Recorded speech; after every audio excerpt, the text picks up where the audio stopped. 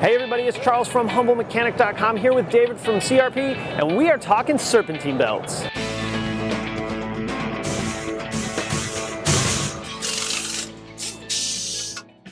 So I grabbed David to talk about Serpentine Belts for a couple of reasons. One, all cars have them. Well, I guess almost all cars have them anyway. Sure.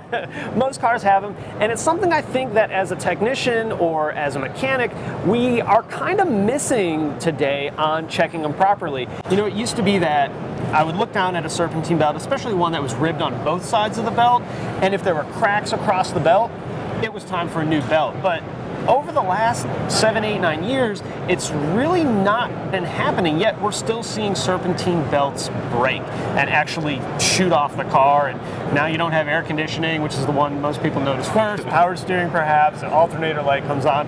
What's changed in the last 10 or so years? Sure, so the big change is the materials being used for the belts. In the old days, Serpentine belts, V belts, they were all made from neoprene pretty much, which was a great rubber. But in the engine's environment, you've got a lot of heat, you've got a lot of different chemicals that the belt's coming in contact with just degrade it over the years. All of it. Everything. So what the manufacturers went and did is they started using a new rubber called EPDM. This is a synthetic rubber that does much, much better to ozone, to different chemicals, different greases, and the heat that's in the engine bay. Right. The big change is on EPDM belts, you're not going to see the cracks like you would on the old neoprene belts. So that's why you take a car comes in the shop, it's got 80,000 miles, you look at the belt, all the grooves look fine. You don't see those 10 cracks per inch or anything like that we all used to use as a gauge. But all of a sudden the car comes in on the hook a month later and the belt's shredded and it's not there like you said, or it comes in with no AC, something like that. So what do we do now? Instead of just doing that quick visual inspection, what's the right way or the best way to make sure that the Serpentine belt still has some life left on it? Sure, so the way these belts are wearing now is they wear like a tire. Okay, so as the tire wears, the grooves get thinner, right? These are opposite. As the Serpentine belt keeps going over the pulley, the grooves actually get deeper. Okay, material wears away from the belt. As that happens, the belt has less and less friction, and as the belt gets thinner, as those grooves wear, it gets less and less strong. So what we've got to do is use a tool like the one you've got in your hand to measure how deep the grooves are.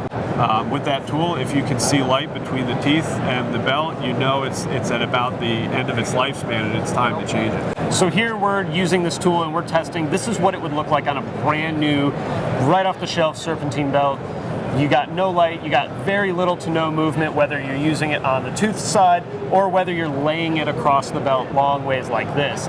Now we have one that is a worn belt, and you can see there's movement inside the grooves and there's light coming through, and that is what you'll use to say, hey, it's time for a belt, to avoid breakdowns coming in on the hook or leaving someone stranded on the side of the road. Yeah, exactly, 100%. The other nice thing about this tool is if you're working and you have a customer that comes in and they know about cars and they say, why'd you change the Serpentine belt? I looked at it last week, it looks fine.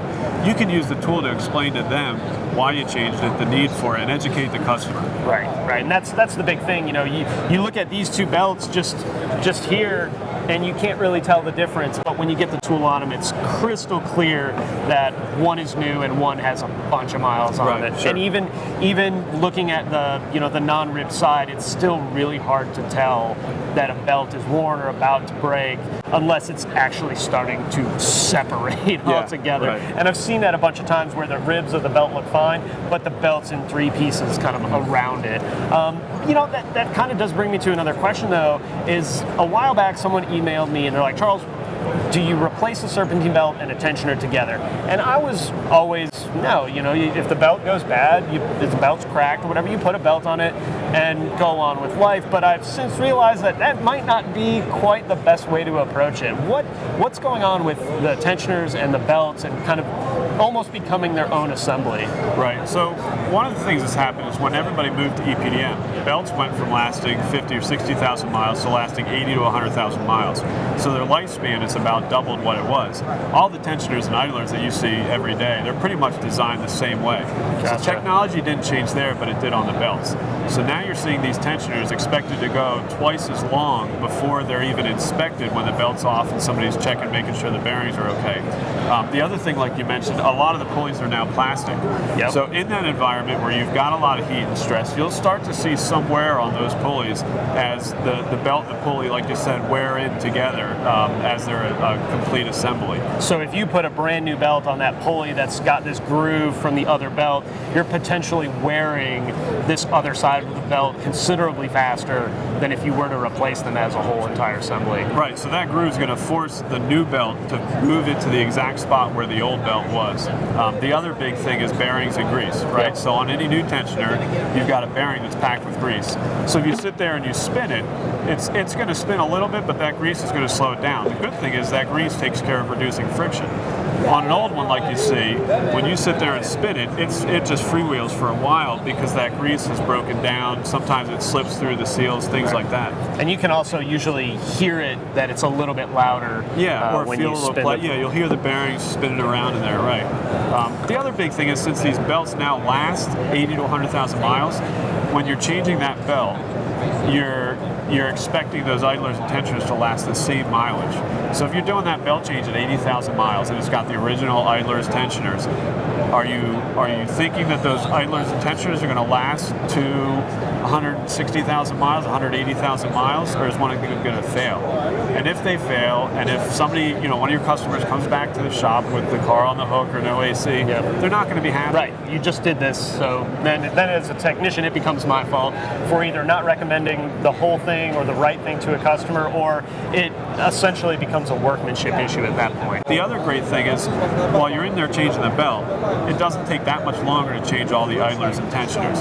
So if you think about it, in the long run, you're saving your customer money. Right. So if you're doing it yourself, you're saving the time. If you're paying someone to do it, you're saving money because you're not having to pay to do the job multiple times. You're adding a little bit of labor most likely, but not paying a full second time for the repair. Exactly. Hey guys, one thing I forgot to mention is that if you want one of these tools to check your Serpentine belt, I'm going to put a link in the description so you can just go ahead and get one sent to you. All right guys, we're going to wrap it up. David, thank you so much, dropping some Serpentine belt and tensioner knowledge with everybody. Guys, I'll put links to all this stuff in the video description. And hey, if you like the video, throw it a thumbs up on YouTube. I always appreciate that. You can also subscribe on YouTube or on the blog at humblemechanic.com. Follow me on Facebook, Twitter, Instagram, and of course on Snapchat. All right guys, thanks for watching, and I will see you next time.